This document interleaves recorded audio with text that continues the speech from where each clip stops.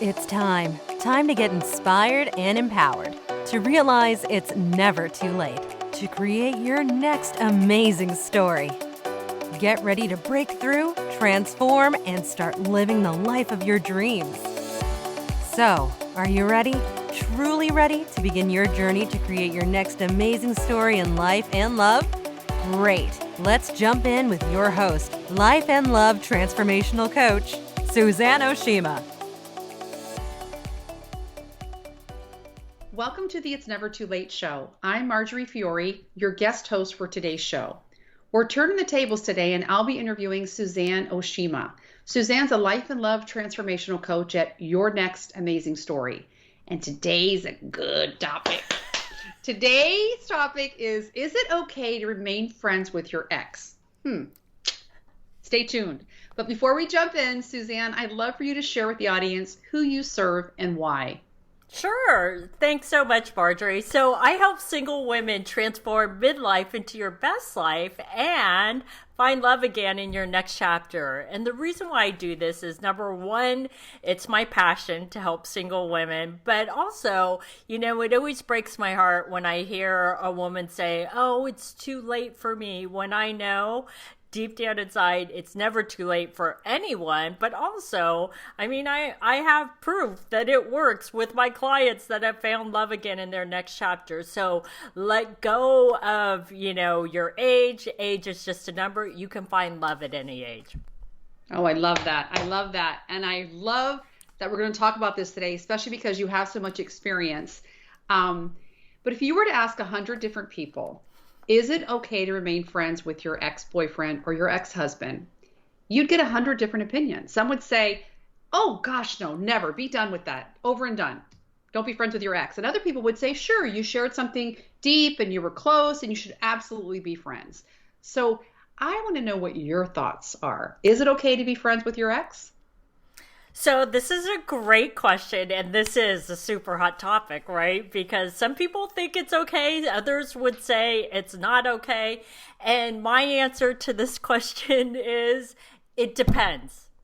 And the reason why I say it depends is because there's a lot of different factors involved in deciding whether or not it's okay to remain friends with your ex-husband or ex-boyfriend or whatever.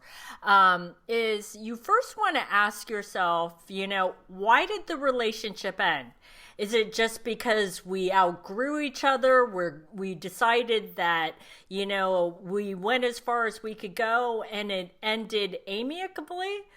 Or did it end on a bad note, right? Where, he was a narcissist and it was a toxic relationship?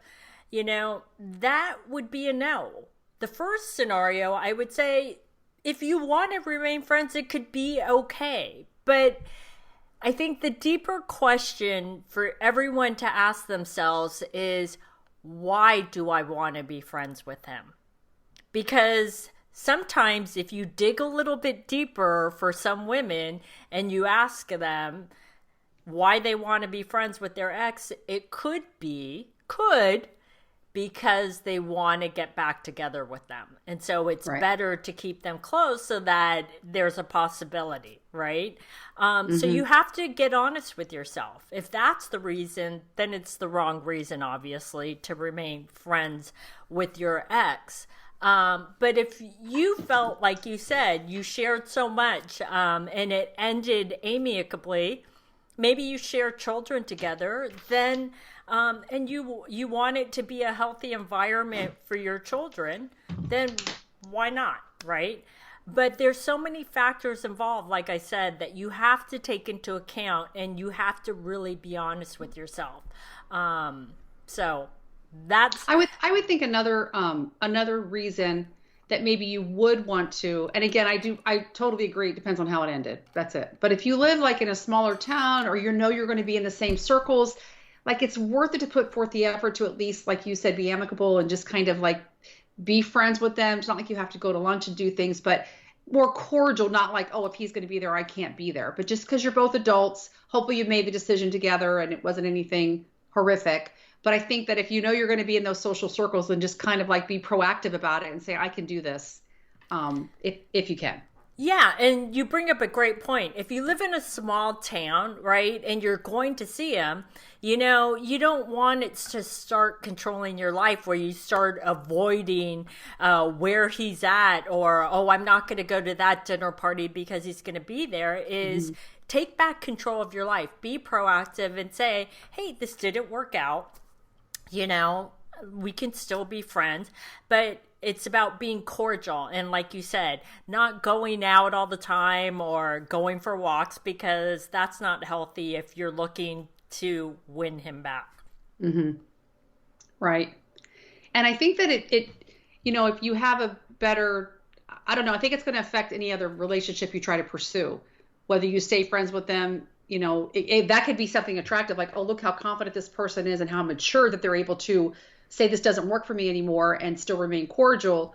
Or it could be a negative effect, like, oh, they have so much hatred, and they, their whole life, like you said, their friends have to say, oh gosh, we can't invite this person because this person is going to be there, because, it could even, if you have the same circle of friends, which you probably do, you don't want it to be awkward for them either. So I think that it could, you've got to look at all sides, but at the end, it's got to be what works for, protect your heart and your head. That's what matters most. And then, do what's best for both of you. So. Yeah. And it's important for women also. And the reason why I say women, ladies, don't get mad, because women are my audience. If I was talking to men, I would say the same thing. Is I think it's important for women to really be honest with themselves and ask themselves, am I clinging on to this because of, it feels safe, it feels familiar, right? It's easier to cling on to this than get out there and date and meet someone else, right?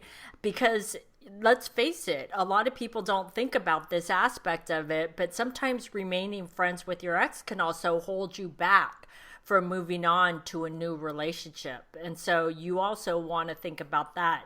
And something else just popped into my head too, is that, maybe you can't be friends right after it ended, right? Maybe it might take 6 months to a year to have that space, so that you create that distance, because sometimes it can be really hard to go from the romantic to the friend level right away. And so you might just need a break of 6 months to a year. You go your way, I'll go mine, and then you can come back together more level-headed as friends, and then you don't have those romantic feelings anymore. Yeah, that's a really good point. And I love what you said. And again, it's all personal, but I'll tell you the truth. If my husband had an ex and he was super close, and I really wouldn't like that. I mean, I wouldn't like if he had a volatile relationship, but I think that it would hold somebody back from moving on, because why are you so invested in that person? And as much time and energy and emotion you're investing in your ex means you don't have that available to invest in somebody else. So I think that it kind of, I love that. Yeah, it's like you only got so much. So, and I like attention. I need some attention over here. So it's like, Well, I love that you're honest, and it's true. Yeah. We can't just think about ourselves, right? If he's involved in another relationship or marriage, we also have to think about the other women in his life, and is she okay with it? And I believe we as women, it's important, even if we don't know the person, that we respect other women, and that if she feels threatened, is, what, maybe I don't need to be friends with him, right? Right. So, right. I love that you brought that up. Yeah, good. Okay, so I think that that was fun. That was pretty informative. Any other tips you think, or did we cover most of them? Yeah, no, I think we're good. Yeah, and I think that, you do hold on because they knew the most about you, but then you just got to accept that somebody else is going to know that. You've got to open that up to somebody else and not let them be your default for every time something happens or every time you need something, that's the person you go to, because that's just not your life anymore. So Exactly. That's got to be a hard adjustment too. Exactly. Yeah. I mean, I kind of hate when I hear that somebody got divorced like 25 years ago and never remarried or never dated again, or just kind of like, and I don't know. I mean, it's twofold, because I hear mostly like that with men, which could just be because that's my experience, but it's just kind of sad to me. Like, we're not meant to be alone, and we're not meant to just settle. But I think some people do either feel like they had a bad experience and just don't want to do it again. And like you said, unless they choose not to, but there is somebody out there for everybody. And I think online dating is so amazing that we have that opportunity to kind of like cut to the chase. Everybody's on the site for the same reason, the same goal. And then you have, ways to really focus it and make sure that we're maximizing and doing it right. Because you can be online and that's why you don't have a lot of success. And that's why I wanted to bring up, I know you have a free online masterclass, which just expands all the information we've been talking about today. But the name of the class is The Secrets to Meet a Quality Man. So let everybody know how they can find out more about it and get registered.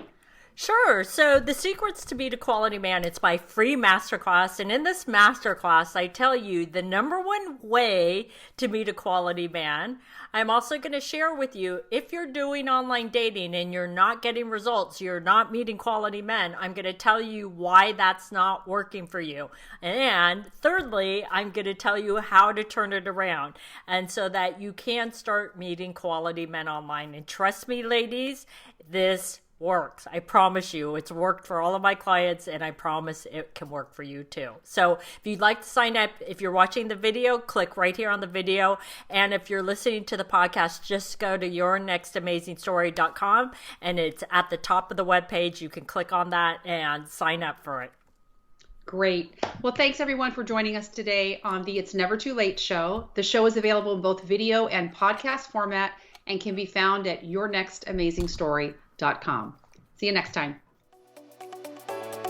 Love today's episode of the It's Never Too Late show? Then head on over to yournextamazingstory.com to continue the conversation, get access to show notes, and get more amazing content.